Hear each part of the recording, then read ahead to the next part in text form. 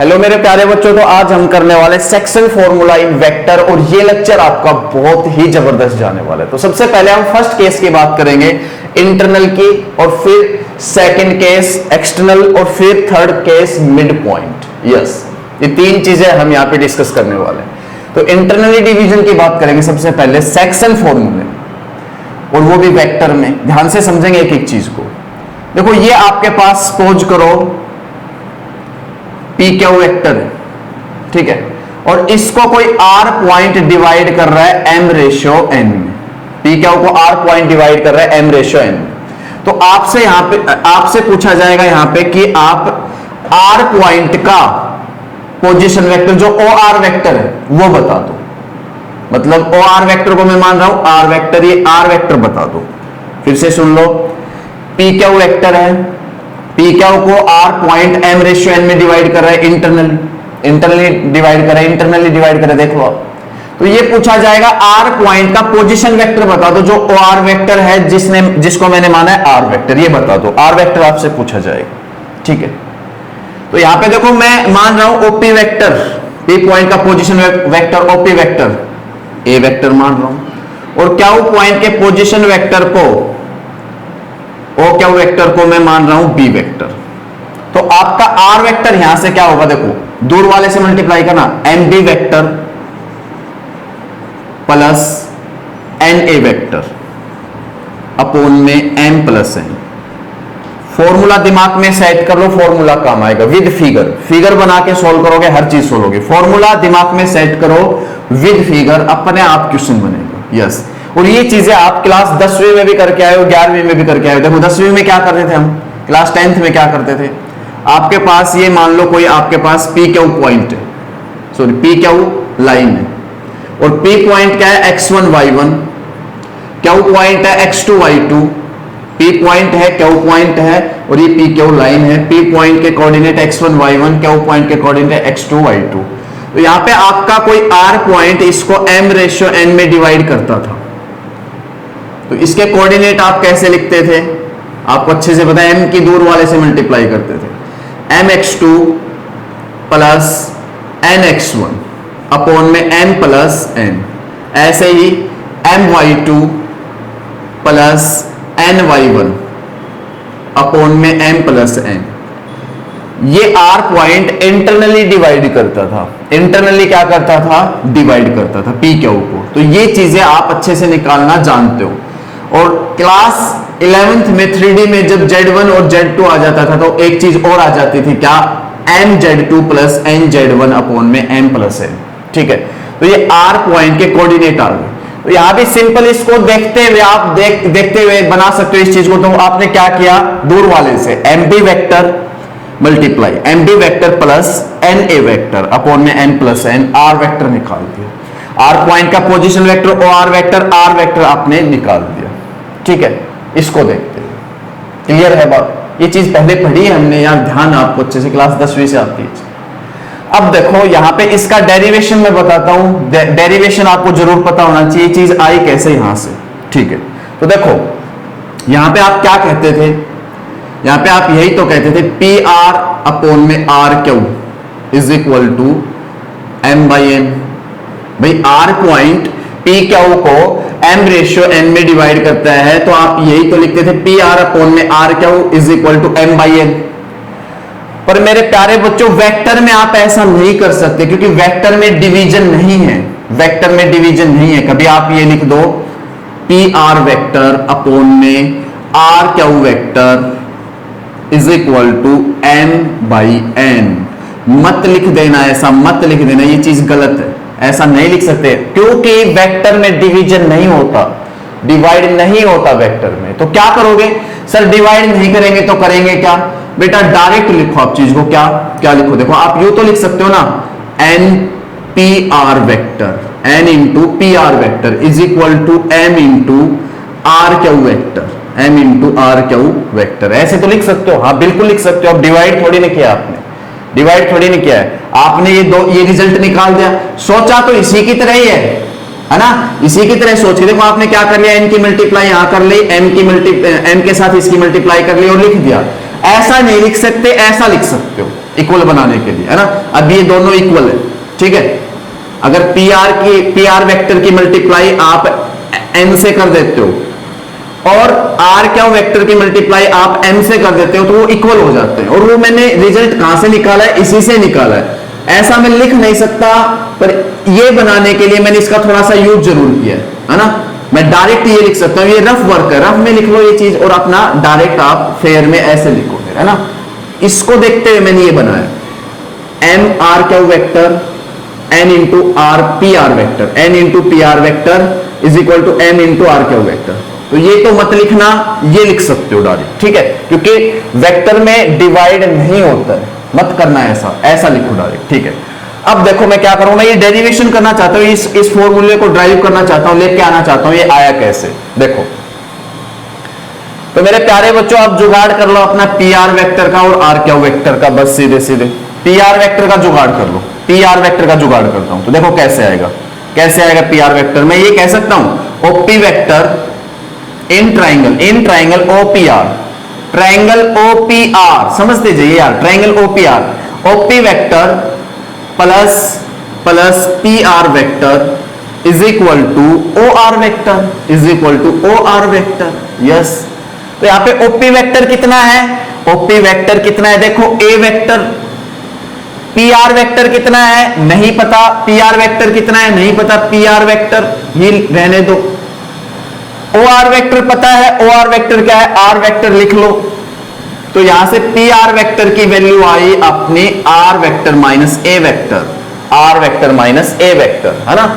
ये मैं स्टार में पुट करने वाला हूं, फिर ये अपना फॉर्मूला अपने सामने होगा। यस, क्लियर है बात, क्लियर है। यस, अब in triangle O R Q की बात करूं, ओ आर क्यू की बात करूं तो यहां से आपको आर क्यू वेक्टर मिलेगा। क्या मिलेगा मेरे प्यारे बच्चों, आर क्यू वेक्टर। देखना कैसे, कैसे देखना, मैं ऐसे कह सकता हूं O R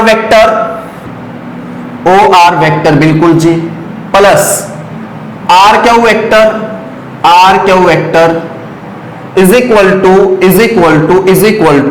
O Q vector, is equal to O Q vector. बिल्कुल ट्रायंगल ऑफ वेक्टर एडिशन लगा रहा हूं यार, कोई चीज नहीं लगा रहा, ट्रायंगल ऑफ वेक्टर एडिशन लगाया दोनों में। ओ आर वेक्टर कितना है, आर वेक्टर लिख लो भाई, ओ आर वेक्टर है, बिल्कुल अच्छी बात। आर क्या वेक्टर का पता नहीं, आर क्या वेक्टर ये तो फाइंड करना चाह रहे हैं ना यहां पे पुट करने के लिए। और ओ क्या वेक्टर कितना है, बी वेक्टर लिख लो। तो आर क्या वेक्टर कितना आया यहां से, B vector minus R vector, B vector minus में आर वेक्टर, आप देख पा रहे हो। बस दोनों वैल्यू यहां पे लाके रखो, शायद फॉर्मूला बन जाए। तो स्टार में दोनों वैल्यू ले जाऊंगा तो देखो n into P R vector की जगह आर वेक्टर माइनस में ए वेक्टर, यही तो है वैल्यू, देखो यही तो है, is equal to m into R Q vector की जगह, आर क्या वेक्टर की जगह बी वेक्टर माइनस में R vector, B vector minus में आर वेक्टर लगा दिया। मल्टीप्लाई करो अंदर और आर वेक्टर निकालो फटाफट, ये आ जाएगी चीज देखना। N R vector minus N A vector is equal to M B vector minus M R vector.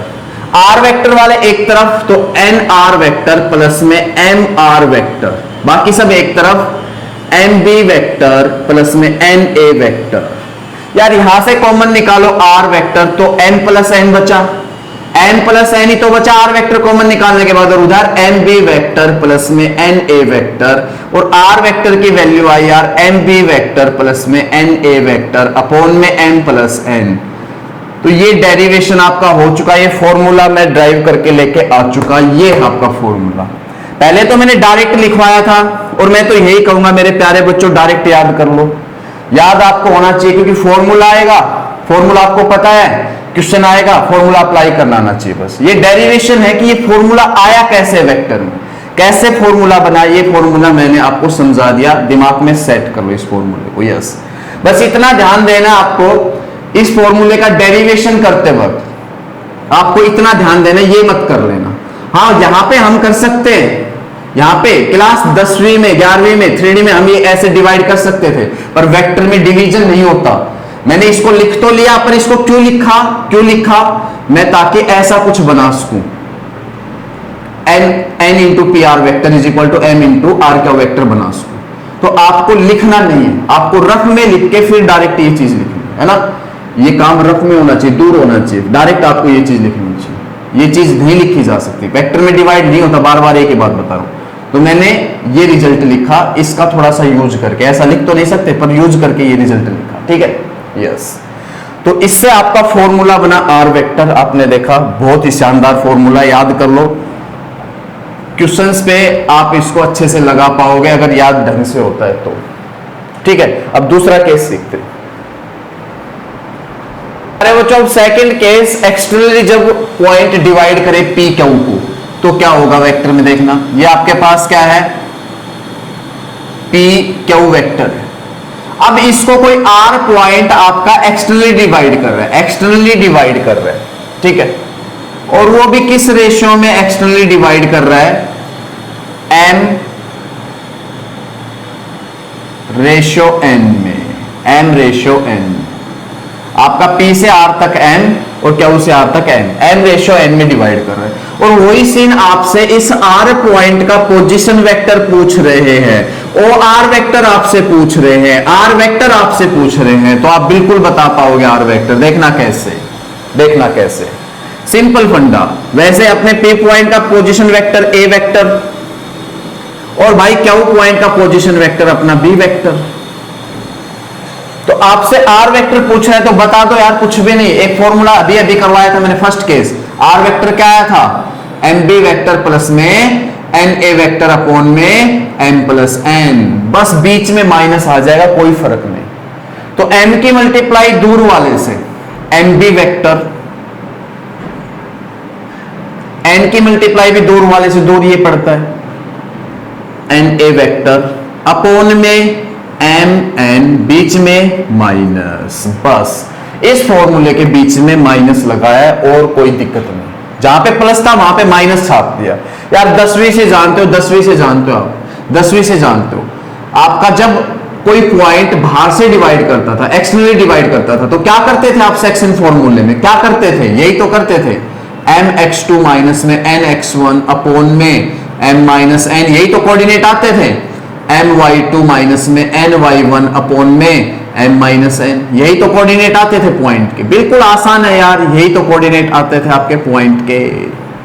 Yes, तो वही चीज की मैंने एक्सटर्नली में माइनस लगाया बीच में, और कुछ भी नहीं। एक चीज और यार, जब ये आर पॉइंट बिल्कुल मिड में हो, बराबर बराबर डिवाइड करे, मतलब m is equal to n हो जाए, m और n की वैल्यू सेम हो जाए, मतलब बराबर बराबर डिवाइड करे, क्या सीन होगा देखो। क्या क्या क्या क्या कहना चाह रहे हैं, क्या कहना चाह रहे हैं, ध्यान से देखेंगे। ये आपका p क्यू वेक्टर, अब आपका जो r पॉइंट है p क्यू को बिल्कुल मिड में डिवाइड कर,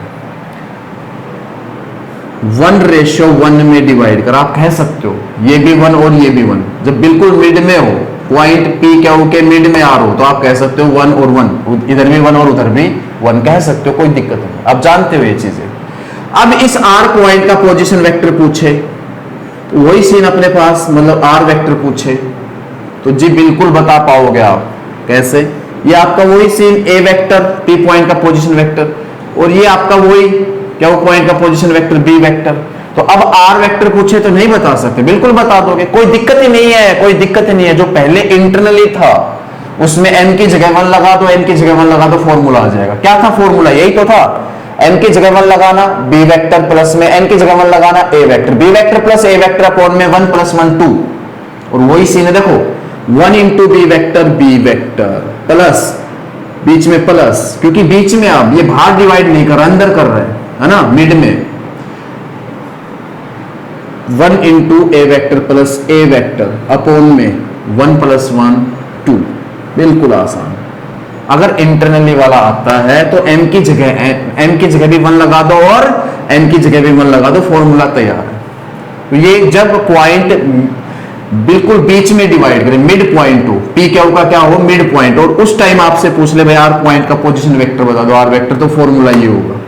तो प्यारे बच्चों 3 केस बताए हैं, तीनों ही बढ़िया केस है, अच्छे से याद करो इनको, फिगर से समझो। फिगर से पेपर में बनाते हो क्वेश्चन, फिगर बना लेना, आसानी से क्वेश्चन बनेगा। अब एक क्वेश्चन करवाता हूं ताकि आपके दिमाग में सारी चीजें बढ़िया ढंग से और सेट हो जाए। यस बच्चों एक एग्जांपल देख लो, अब सारा फंडा आपको अच्छे से क्लियर हो जाएगा और भी बढ़िया ढंग से। देखो क्या कह रहे हैं, consider 2 points P and Q with position vector. उनके पोजीशन वेक्टर दे रखे हैं। तो चलो देखो ये आपके पास P, फिगर बना लो यार, फिगर से अच्छे से सोल्व होगा। P नीचे मारो, ये आपके पास P और ये आपके पास Q, ठीक है।